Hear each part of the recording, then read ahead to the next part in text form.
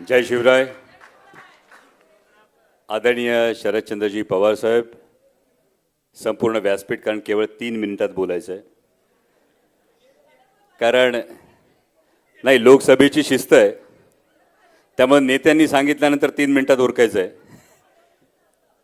सर्वप्रथम 27व्या वर्धापन दिनाच्या आपणा सर्वांना मनपूर्वक शुभेच्छा सदिच्छा देतो. आणि त्याच वेळी या 27 वर्षांची घोडदौड करत असताना एका व्यक्तीनं फार मोठं योगदान पक्षाच्या संपूर्ण जडणघडणीत दिलं होतं. दुर्दैवानं काही महिन्यांपूर्वी त्यांचं निधन झालं. त्या स्वर्गीय अजितदादांना मी कृतज्ञतापूर्वक श्रद्धांजली अर्पण करतो. आता एवढी सगळी जी भाषणं झाली, या भाषणांमध्ये अनेक गोष्टी मांडण्यात आल्या, अनेक मुद्दे मांडण्यात आले. एक साधी गोष्ट सांगतो फक्त. 2014 मध्ये परिस्थिती काय? 2014 मध्ये पेट्रोल 70 रुपये होतं, सोनं 28-30 हजार रुपये तोळा होतं, आणि तेव्हाही आमच्या कांद्याला भाव होता 12 ते 15 रुपये किलो. आज पेट्रोल 100च्या पार केलं, सोनं जवळपास 1.5 लाखाच्या पार गेलं, आणि आजही आमच्या शेतकऱ्याच्या कांद्याला भाव मिळतोय 8 ते 10 रुपये किलो. आणि आम्ही सांगतोय आमचा देश हा कृषीप्रधान देश आहे. 22 लाख विद्यार्थी नीटची परीक्षा देतात, त्यांच्या स्वप्नांचा चुराडा होतो, त्यांच्या आई वडिलांच्या अपेक्षांचा चुराडा होतो. जी अस्वस्थता आहे, जो असंतोष आहे, हा व्यक्त होताना कुठंतरी काहीतरी अडतंय का, कुठंतरी काहीतरी खटकतंय का, हा जेव्हा प्रश्न निर्माण होतो तेव्हा दुसरा प्रश्न, अनेक प्रश्नांचं खरं तर वादळ घेऊन उभा आहे, तेव्हा प्रश्न निर्माण होतो की सोशल मीडियावर असणारी नाराजी जेव्हा ग्राउंडवर जाते तेव्हा ग्राउंडवर मात्र त्या प्रमाणात उमटत नाही. मग कुठंतरी वैचारिक बैठक कमी पडते का?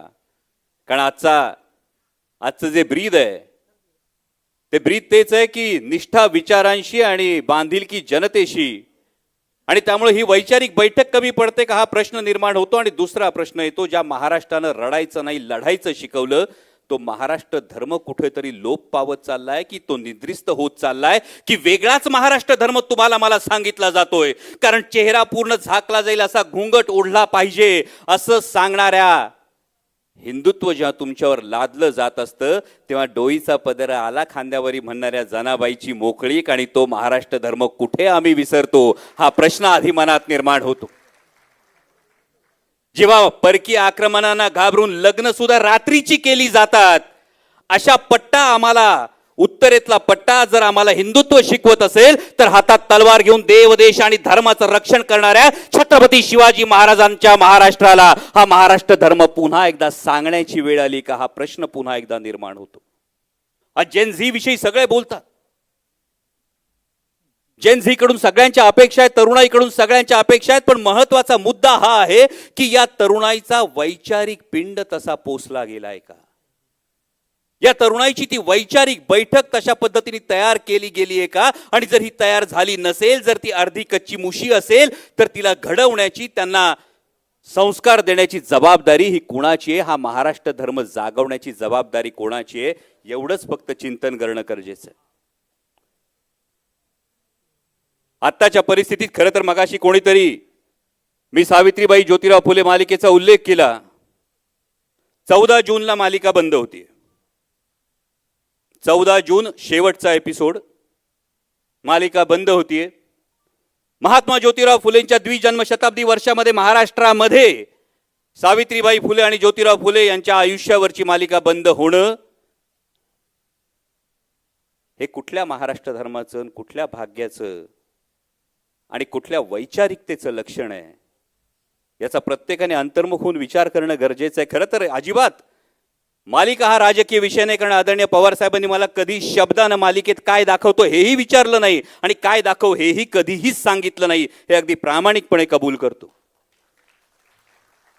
पण खंत मात्र त्याच वेळी एका गोष्टीची व्यक्त करतो की 2017 मध्ये जेव्हा राजकारणात आलो नव्हतो तेव्हा चुकीनं केलेल्या नथुरामच्या भूमिकेसाठी बाया सरसावून आत रोखणारे हात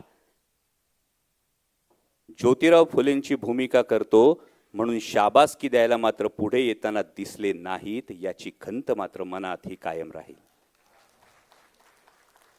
पण त्याच वेळी ही गोष्ट तुम्हाला ठामपणे सांगतो, मी सुरुवातीलाच म्हणालो महाराष्ट्र धर्म हा लढायचं सांगतो, रडायचं नाही.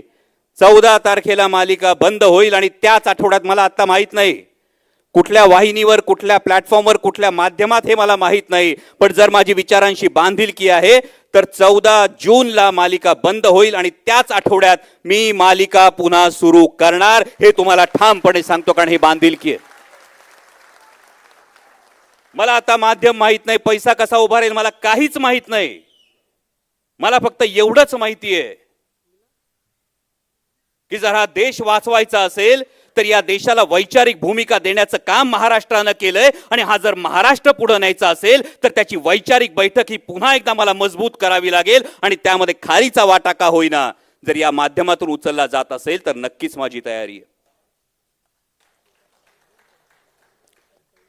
कोणी काय केलं पाहिजे याविषयी मी कधीच काही बोलत नाही, बोलणारही नाही. फक्त एवढं सांगतोय साहेब, आपल्या साक्षीनं ज्या विचारांची पताका घेऊन आपण चालायला शिकवलंय, कारण आम्ही महात्मा फुले पाहिले नाहीत, आम्ही बाबासाहेब आंबेडकर पाहिले नाहीत, आम्ही राजर्षी शाहू महाराज पाहिले नाहीत, पण त्यांच्या विचारानं सातत्यानं गेली कित्येक दशकं वाटचाल करत असलेला एक माणूस आम्ही पाहिलाय, आणि त्या माणसाचं नाव म्हणजे आदरणीय शरदचंद्रजी पवार साहेब.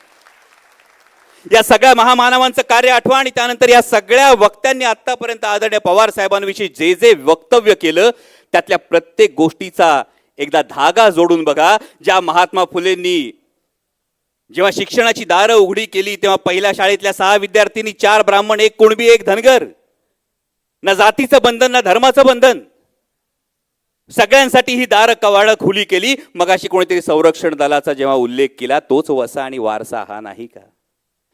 ज्या भारतरत्न डॉक्टर बाबासाहेब आंबेडकरांनी एक व्यक्ती, एक मत, एक मूल्य हा सिद्धांत देऊन संविधान दिलं, त्या भारतरत्न डॉक्टर बाबासाहेब आंबेडकरांच्या नावानं मराठा विद्यापीठाचा नामविस्तार करणं हा त्या विचारांचा वसा आणि वारसा नाही का?